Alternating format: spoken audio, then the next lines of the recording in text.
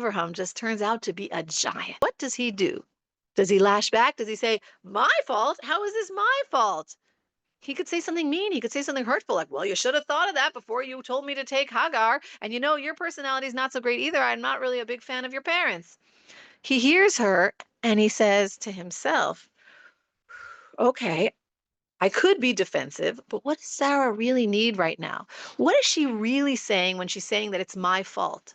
Is there some way that indirectly I have some kind of responsibility that I could take in this?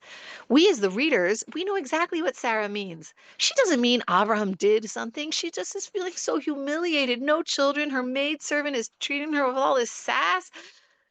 She doesn't feel like Avraham is helping her, like he's on her side. She doesn't know. Maybe he's kind of seeing Hagar as like the new lady of the home. She doesn't know whose team is he on. Avraham says to himself, she doesn't know if I'm fundamentally backing her and loyal to her. So what does he say? He sees not the words, but the underlying emotion in her pain. What does she need? She needs my support and my backing. She doesn't need my insults when she's already down. So what does he say? Okay, he says, nothing harsh. He says, okay, she's your maidservant. You have my full support and backing to discipline her as you see fit. I trust your judgment. You have my support.